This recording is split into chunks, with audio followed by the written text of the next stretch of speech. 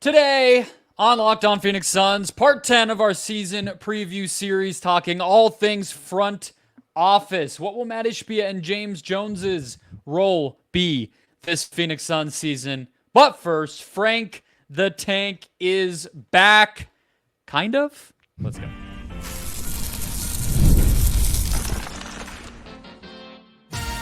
You are Locked On Suns, your daily Phoenix Suns podcast.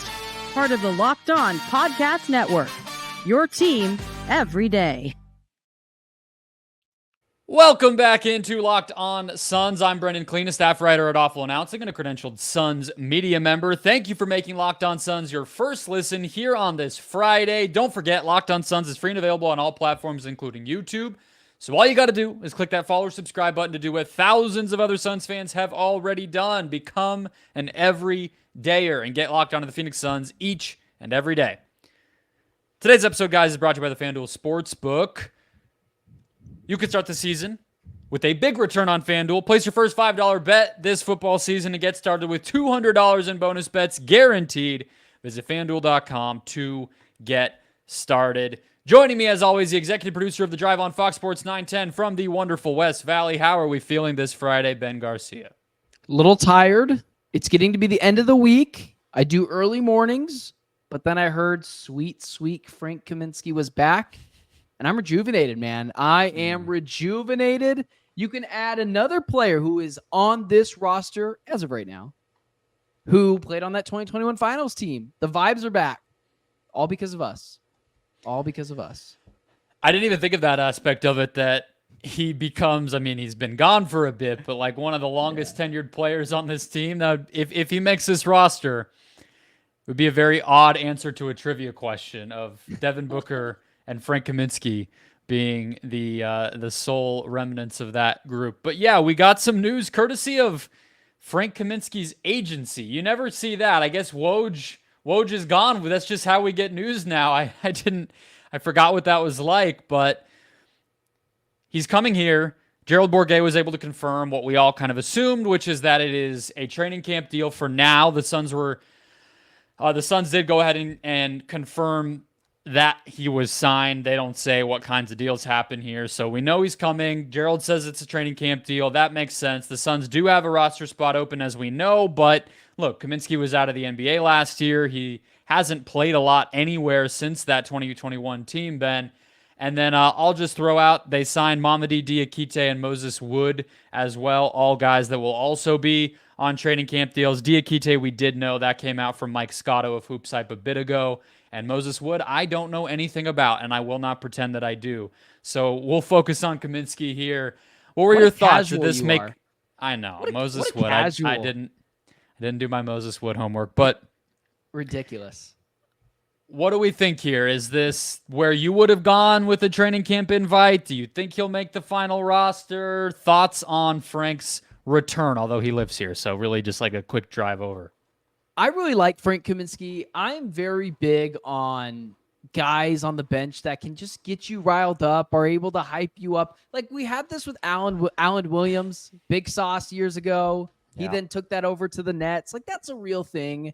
Kaminsky, from what I know, which I wasn't really in this space in 2021, I was just kind of breaking into it. But from what I know about Frank Kaminsky, everyone liked him. They were genuinely upset when he was gone because he's a good dude, right? Frank Kaminsky is that skinny kid that played all 4 years of high school basketball, and the head coach is like, all right, senior year, you could play varsity and you could ride the bench, but just have some fun, and everyone likes that guy. Now, listen, I like Frank Kaminsky. Love his wife, Ashley Brewer. I had a long format sit-down interview with her one time when she was at ESPN. She was very polite to me. Always be a fan. There is no chance in heck that Frank Kaminsky's making this roster. There's no way. I mean, you could just find multiple... I've had my skepticism about Bol Bol. If there is ever a game Bol Bol stands that Frank Kaminsky is playing over Bol Bol and both are healthy, I'm going to be upset. So, no, it's fun, right? It's a little fun thing. It helps with the vibes of the season. I'll be excited to see Kaminsky, but no, there's no chance. It's been a long fall from that Wisconsin national title run for Frank Kaminsky. They didn't even win the national title, but it's been a long time since that. So now. Yeah. We'll get to James Jones and Mat Ishbia in our actual season preview, but I have two forked off reactions to this. Okay, Ben? One is analytical. I'll give you my genuine thoughts on why this one kind of surprised me. And one is very cynical and I think is actually closer to the real explanation here. So, off the top,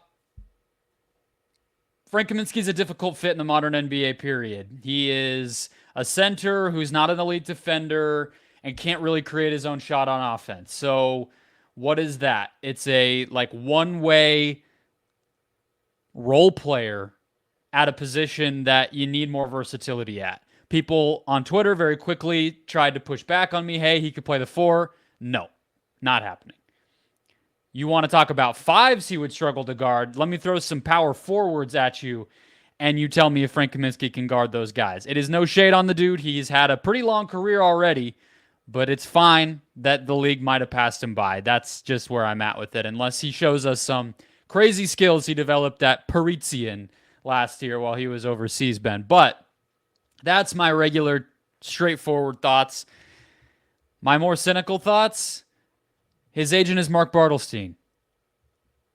His agent is the dad of the president of this team, the agent of multiple players that the Suns have brought in over the past couple of years since that son was hired as the president, including Bradley Beal and Royce O'Neal.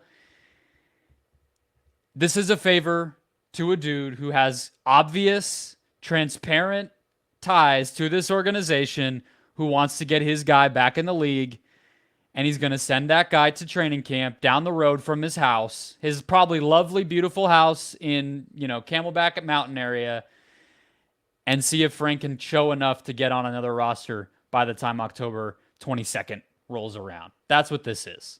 I had no idea he was a part of Bartelstein's agency. That makes a lot more sense. Josh Bartelstein doing a favor for his dad, who once upon a time did a favor for him, and one named Bradley Beal. So this is definitely I scratch your back, you scratch mine. Frank Kaminsky, the league has passed him by. I mean this in the nicest of terms. Frank Kaminsky's washed. You said it as well. He's just not a great fit on this team. There is no scenario, none, where Frank Kaminsky should ever play on this team. In 2021, they had a lack of bigs. Remember, Bismack Biyombo wasn't even there at that point. So he was playing some... There was points in the finals. This was real life, where Frank Kaminsky was guarding Giannis Antetokounmpo. And Monty Williams was sitting there almost in tears that he didn't play Frank Kaminsky more after that series. He said, I'll never forgive myself for not going to Frank sooner. What? Only 3 years ago. That was a real thing that happened. Yeah, no, Frank Kaminsky. And again, when I say he's washed, this guy's had a long career. He's got all the benefits that you need from being in the NBA. He was once picked ahead of Devin Booker, one spot ahead to the Charlotte Hornets. He was awesome in Wisconsin back in the day, beating the Arizona Wildcats in the Elite Eight. Not once, but if I'm not mistaken, twice, him and Sam Decker. That's right, basketball knowledge that extensive here. But yeah, Frank Kaminsky, listen, I don't care. I don't care. Because here's why. This team has championship aspirations. I'm skeptical that they can get there, but they have championship aspirations. I don't care who the 15th guy is in training camp that they're bringing in, just like how the Chiefs don't care who their last guy is that they're bringing in, or whatever. Yeah. The Astros. It's not going to make any difference in the grander scale of things. I'm kind of happy that they tossed Suns fans a bone that liked Frank Kaminsky, that I'll get to see him for a little bit. Be like, oh, Frank Kaminsky, we love Frank. The only place where people actually loved him. He wasn't great on the Hawks. He obviously flamed out with the Hornets. It's a feel-good signing. It's a good story. Yeah. But, no, he's not. There's no way he's making this team. If he does, then I'll be frustrated with the scratch your back, I scratch yours, because I don't want to see that in this front office. Quickly, Diakite, he's the guy you all remember from the Virginia team that won a championship. Quietly I looked this up when that news came out, went to the G League the past 3 seasons. He's played 1,200 minutes over 3 seasons in the G League, only like 10 to 15 games a season, kind of bouncing around, but he's made 34% of his threes. We know he's an athlete and can block shots and do things. If he's developed an offensive skill set at all that can allow him to stay on the court, he might be kind of interesting. But my general thought is they're going to leave this roster spot open heading into the season, whether that ends up being for a buyout or just to give yourself a little bit more flexibility in trades. We talked about trades yesterday. Remember, they can't combine salaries outbound, but they can get multiple players back inbound if the numbers line up. So they could get 2 players for 1, and you need to have an open roster spot in order to do that. Otherwise, you're talking about cutting a Damian Lee or something midseason. So the flexibility is intentional. They didn't have to waive Nasir Little, for instance. They did this with the plan, and to me, that plan is keep this whole thing open. So let's go on. Talk about that front office that is scratching some backs and what we can expect from it at the ownership level, management level. Who's calling the shots? Who will be calling the shots? Is anybody able to just be patient? We'll break it down next. First, today's show is brought to you by the FanDuel Sportsbook. NFL fans start the season with a big return on FanDuel, America's #1 sportsbook. So when you get that hunch in the middle of the game, you can check out the latest stats, view live play-by-play, and so much more on the same page where you place your bets. Get started with $200 in bonus bets. Charles Barkley voice here, guaranteed when you place your first $5 bet. The Arizona Cardinals are at home this weekend. They are hopefully favorites. Yes, 3.5-point favorites at home. Make it feel a little better when they get that sweet revenge on Cliff Kingsbury. If you still resent Jaden Daniels for leaving the Sun Devils, maybe that feels a little bit sweeter too. Either way, you're getting that $200 in bonus bets guaranteed no matter what. That's FanDuel.com to get started. All right, Ben, let's keep it rolling here. So the main question we're trying to answer today as we continue, part 10 of our season preview series, only 3 to go. How patient will this Suns front office be? And is this the last year of this Suns front office? Do you want to start with Mat Ishbia or James Jones? Which feels better as a starting point for this conversation? Let's go Mat Ishbia. Ishbia. I think that's where all roads lead to, and then we'll kind of stem off from that. Great. Oh, yeah. Well, I mean, I thought you had, I was like, you must have a big Ishbia take. I do have an Ishbia take. I thought you were going to throw the fastball down the middle and I was going to hit it out of the park. And then I realized, awesome. The chemistry will get there. We're starting at catch. Yeah. No. Okay. So here's the Mat Ishbia thing. So last night when we were spitballing topics, I had this thought, and it's something I want to talk about, and I think our listeners will find it very interesting. Mat Ishbia has been so much better than Robert Sarver in every way, right? He's not only poured resources into the Suns, he's done it in the Mercury. As a human, it seems like he's just better. He's been willing to spend money. There is something to Mat Ishbia that does bother me, and it's in every single sport. Mostly with the Bidwells, with the Cardinals, you name it, whatever it is. A owner that is too involved is just as bad as an owner, in my opinion, that does not enough, right? They don't spend enough money. They don't care enough about the team if they succeed. It's more treated like a business. Mat Ishbia has definitely toggled back and forth between not as involved, too involved, and right in the middle, which is where he should be. Spend the money, hire the right people, get out of the way. That's what I like my owners to do. And Mat Ishbia has done that. But Ishbia is a former basketball player, clearly. And it's almost like he's cosplaying at times to be as close into the action as he can be. And as an owner, he's there. But sometimes it feels like to me he wants to be a coach. He wants to be a GM. He wants to do the Jared Jones thing sometimes. Yeah. I worry about that. When that draft night video came out, everyone else had a different thought than I did, but I'm happy that's kind of where I go. I try to trailblaze new routes. It didn't look great from my end. It really felt like Ishbia was like trying to make ideas seem like they're James Jones, but really they're Ishbias. I don't know if everyone else has that thought. because we were all so soiled for so long under Robert Sarver, and he was so bad. And I think Ishbia will get better. But right now, it feels like he's the de facto GM. And it feels like, here's the roads, right? Leading over to James Jones. It feels like at times James Jones is just a yes man, and he'll do anything to keep his job. And whatever Mat Ishbia says he'll do, it's like Torey Lovello. I don't think Torey Lovello is the one calling all the shots for the Diamondbacks. I think it's up in the front office. Similar to the Suns, I don't think James Jones is calling any shots. I think he's just willing to take all the arrows. And Ishbia, it delegates all that stuff. Do you kind of see where I'm going there? Do you worry about that? Yeah. Of course. Look, I mean, I think Jones has his own, to me, that's fall guy number one, if we're really just being honest about the season. So that deserves its own time. Ishbia, of course, I don't know if worry is even the right word. It's just the fact. I don't even think we need to say shadow. He runs the team. I don't think that he makes any, honestly, secret of that. And I've never pretended to be incredibly well-sourced around this team, but I am well-sourced enough to be able to tell you this is his franchise in every single way that you could possibly think that it is. The video, whatever. Yeah, I was a little more drinking the Kool-Aid on it. I can see how you saw it the way that you did. It's a video at the end of the day. They edited it up. We'll see. All that said, Ben, I am kind of optimistic that this season is going to be more patient for Mat Ishbia. I think there's one trade probably to be made, which we've talked about. But that's been the case since basically draft night. And it's just a matter of when, not if. They're going to do something. They have to.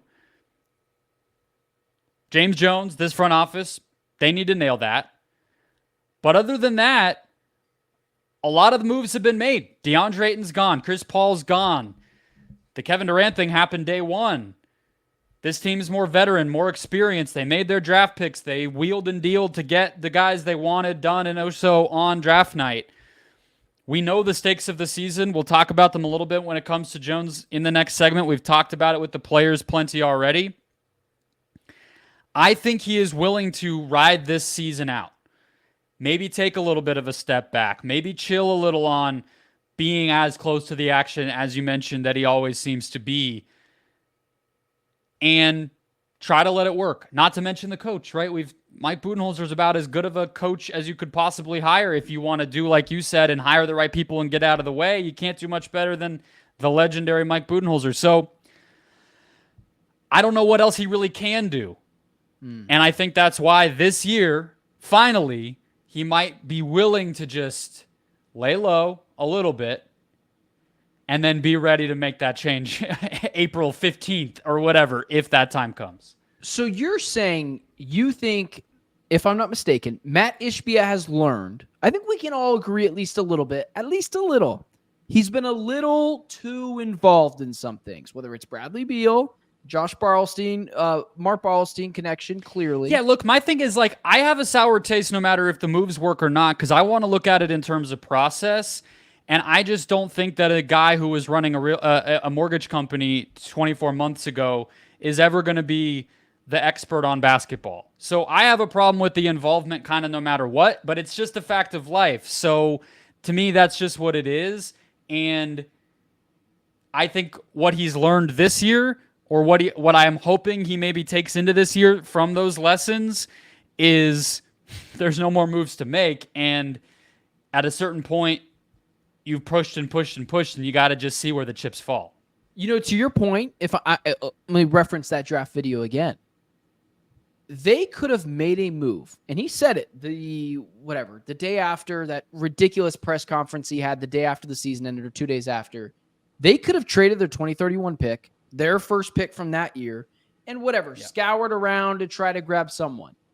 To your point, and this was very mature of Mat Ishbia, and I went on the radio show that very next day I was filling in, and I praised him for it. So this was the mature decision. You went and got Ryan Dunn. You traded back. You accumulated second-round picks, which are currency in the NBA, especially come the trade deadline. I get that. It just everything. It's just moved a little too. It's just a relationship, in my opinion, that has moved a little too fast. I've talked about this before, right? It just feels like we went from we just started dating to we are married and we got 3 kids, and it just moved a little too quickly for me with Mat Ishbia. I do think he will learn. I think he's very smart. But to your point, and this is my last thing, it doesn't feel like he's always telling us the truth. And we don't, let's just say the quiet part out loud. Isaiah Thomas has his hand in this franchise, whether we like it or not. He does. I don't believe he does. that. No, I believe he does. I think absolutely he does. I think he was ready to get a job from Mat Ishbia and until Ishbia got all the blowback. And he's like, no, that's not really a thing. Whether he is or he isn't, it doesn't feel like he's always being honest with us about where he's getting ideas, who he's grabbing people from. I mean, come on. I can tell you for a fact that there are... I'm happy you stopped me because I was going to say something I probably shouldn't have said. Sorry. There are employees of his mortgage company that have nothing to do with Michigan State or the NBA, random people whose names I have already forgotten that I looked up because I saw them around the arena at various points last season, who are absolutely just bound to be in his ear or involved in one way or another. It is an unorthodox setup where both the Suns and that company have a lot of overlap. That's not normal. There's just another thing, and you know this, and I won't put this on record, but there's just some people that have their jobs, which I understand. Business is business, and people know other people, and people are scratching other people's backs. It just rubs me the wrong way how some people have gotten to their positions of power, and sometimes I just don't feel like Mat Ishbia is always honest about where he gets his people or who's running the show. And I love Ishbia. I think he's going to learn from all of it. And I already think he's made strides. I just do want to put it on everyone's radar a little bit. And I don't want anyone to think I wish I could go back to the Robert Sarver era. This is 1,000,000 times better. But I just always want to get better and better and better. And I think Ishbia, to his credit, will get there. And I think to your point, he has learned a little bit. I just hope it continues to grow because that does worry me. I never wanted Jerry Jones. Right. If he keeps pushing the way that he has, there's only so many more moves to make, right? And so it's like, are we talking about, another coach? What does firing a GM midseason really do? You're not really going to blow up the big 3 unless you're just, fully going crazy. It's just there's only so much left. So I think that he might just have to chill this season. But if they underperform, James Jones is going to be the guy we all look at. And Ben posed an interesting question. Would getting rid of James Jones even do much at this point? We'll talk about where he stands in all of this next. First, today's show is brought to you by the PrizePicks Daily Fantasy Sports app, America's #1 daily fantasy sports app. Over 5 million people already enjoying and loving PrizePicks, and it's not a secret why. They basically came in and they fixed daily fantasy sports. They said, yeah, you get beat by some shark in your daily fantasy pool over there. You're in a league with a bunch of guys who probably they're single, they don't have a kid, they're spending all their time, and you feel frustrated and you lose. Whatever the case may be, here's the deal. We're going to set some projections for players across all sports, and you just pick more or less than that. And that's all you got to worry about. None of the other mess. And it's more fun that way. It's more of a real test of your own ability, not so much competing against some other random person who you don't know or care about. PrizePicks sets those projections. Let's say Marvin Harrison Jr. receiving yards, or Ketel Marte hits, whatever the sport, whatever the player, they're bound to have a projection for you to pick on. Download the PrizePicks app today. Try it out for yourself. Use the code LOCKEDONNBA when you do. Get $50 instantly when you play $5. That's code LOCKEDONNBA on PrizePicks to get $50 instantly when you play $5. You do not even need to win to receive that $50 bonus. It is guaranteed. PrizePicks. Run your game. Alrighty, Ben, we are closing out the show. James Jones. The guy's name who we said about in the Frank Kaminsky segment, but whose name we haven't talked about in the front office segment, is Josh Bartelstein. And you call James Jones a yes man.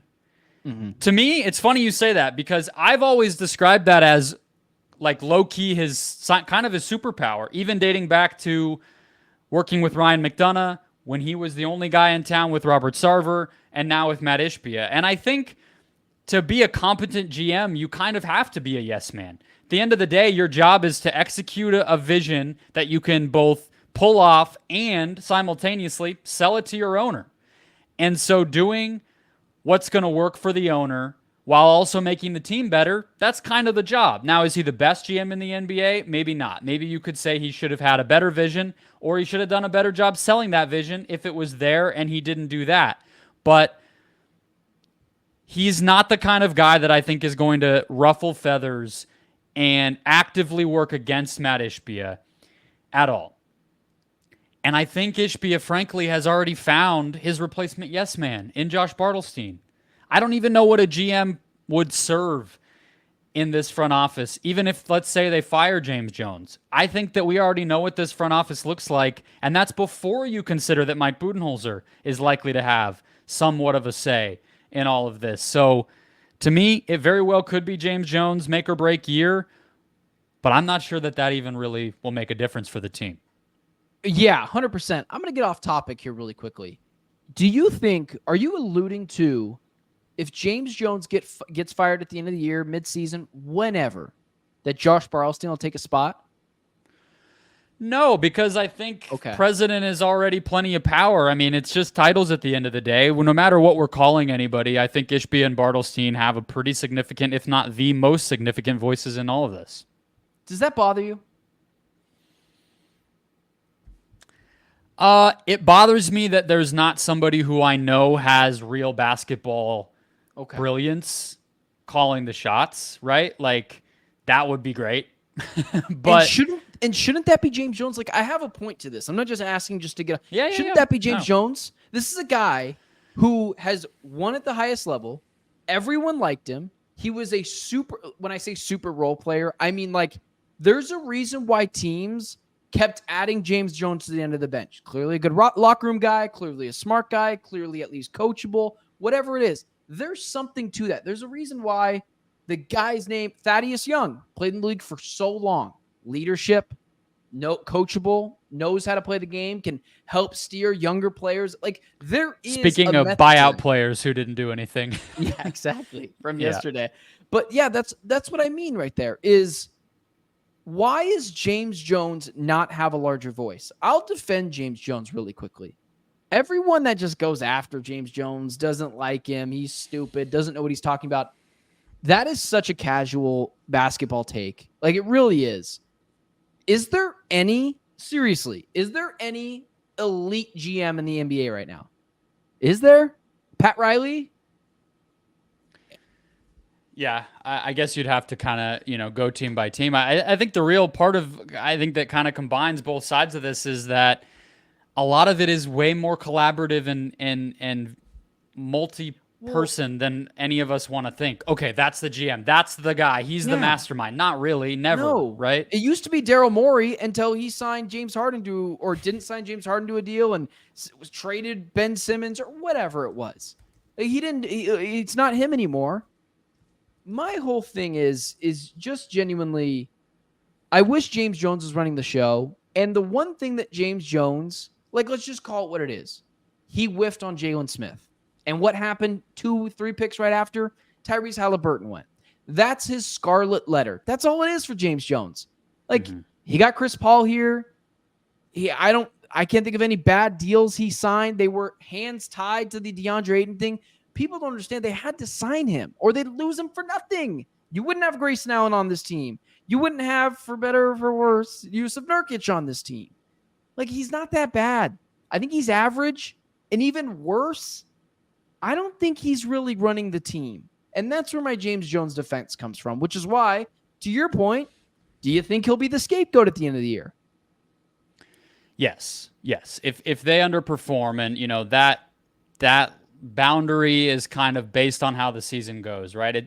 I always feel like, championship or bust or any of those sorts of things, they're kind of, the goalposts are moving all the time. So what might feel like underperforming right now won't maybe in April or vice versa. But I think if the season ends and we're all hanging our heads in disappointment, James Jones will be gone. I do think I was just gonna say, is that the only scapegoat that you have? Well, that's the other part of this, Ben, is like everybody else is gone. I mean, we've talked about trades and stuff, but they cleared house. Everybody's gone. Ryan Resch is still around. He's worked here since, actually, I think maybe even longer than James. But Trevor Buckstein is gone, who had worked there since the Sarver days. A lot of the hires that James Jones kind of made during the in-between period between like Sarver and Ishbia, people like Morgan Cato, who was like a pretty, impressive hire at the time. She came from the league office, woman, kind of a new position that they created for her that was a little outside the box. She's gone. They've hired these college people and a lot of kind of these very Ishbia type folks. To answer your question, Sam Presti, Nico Harrison, those are two very good GMs, in my opinion, in the league. I think Leon Rose in New York has done a pretty good. So there are. But my thing with James Jones is his best skills were always people skills, setting kind of a tone and a culture, empowering, like hiring people, empowering people. So when you said, like, wouldn't it be ideal for there to be somebody smart on the basketball side of things to be overseeing any NBA front office, but, this one, and then shouldn't that be James Jones? Probably not. I mean, I like that's an insane thing for me to sit here and say that, like, James Jones is actually not smart at basketball. Like, obviously that's reductive, but he's kind of whiffed on a lot of the things where his own basketball evaluation was all that mattered. Not negotiations or the vision of the owner or whatever. Draft picks, signings, kind of these on the margins types of things. He's missed on a lot of those. And so I don't know if he's that guy. And I think that his people skills and leadership stuff is minimized in a world where the owner and the president are so much more involved than they used to be. That's a really good point. That is probably the best point I've heard of James Jones being out of here. And just really, I'm not opposed to running James Jones out of town. I believe in sports oftentimes outside of the Bill Belichick's or the Pat Rileys of the world or whoever it is, whoever's running the Yankees, you just need a change after a couple of years. That's why even the great coaches get fired at times. I mean, it just happens. Some guys voices just get stale. People are tuning them out. I think it's just time for a fresh voice. All I will say to that is get Pat Riley in this building. Sure. Like, whatever. Let's say you got Pat Riley. Sam Presti. Let's say you got Sam Presti in this building. What is he doing? What is he doing? He can't they're do up anything. against it, right? They're up exactly. against it. It's not changing anything, to your point. Well, I just want to clarify, too. I don't even necessarily think firing James Jones is the right thing either. I know it might sound like I'm talking myself in a circle. I'm not. My view of how it kind of should go at this point in time is to have James Jones be more of a president of basketball operations and hire a GM, or vice versa. I don't even often know what the heck the difference is, but like bring in somebody who does the basketball analysis better, somebody younger, maybe somebody who has more of a, cap background or a scouting background or an analytics background, somebody who has a real strength in something that can complement James Jones. Put them up in this front office as well, not doing a favor to a buddy, not hiring some guy you knew in college, but a real, genuine, super smart person, the next big Morey, the next Sam Presti. Try to find that person, and I'm fine with keeping James Jones because he clearly, everybody seems to love him and he gets along with everybody. That's valuable, and that vision and leadership can matter, but it can't be the only guy in the room. And again, like we've both agreed on 100 times now, it's already not the only voice in the room, so it's already headed that direction. Yeah, this will probably be the last thing I say. The reason why I would rather keep James Jones, because for all those things you just said, I don't think Mat Ishbia cannot do that. I don't think Mat Ishbia will hire someone out of the realm. It'll be a yes man. It'll be someone he likes. It'll be somebody he went to college with. I mean, man, I don't mean to pick on the guy. I really don't. But why is Josh Barlstein the CEO of this team? Like, why? I don't mean to pick on the guy, but is it based on merit? Because I don't really believe that. And I get it. Maybe there's something I'm missing. It just feels like at times, again, it's another yes man. It's a kind of the nepotism spot of sports. Yep. I would just rather give that shot to someone else and not someone that feels like whatever they owe it to Ishbia or whoever. I that's the one thing I will say about Ishbia. I don't have faith that at this point in time he will hire someone impartial. So yeah. I think you're right. I think he will have to watch this version of the team with the big three play its course, run its course, oversee in a very hands-on way the next thing, and then depending on how that goes, probably is around, from what we've seen in sports history, that's when he'll learn his lesson, right? It took Mark Cuban 5 years or so before he finally scooted back, so not going to happen anytime soon. That'll wrap us up. Hit follow or subscribe if you haven't already. We have Media Day Monday. We'll have another preview question asked and answered before then to get you ready for Media Day. We'll react to Media Day. Episodes constantly, games before long, training camp, all of it. Get hyped. Keep it right here. We'll talk to you next week.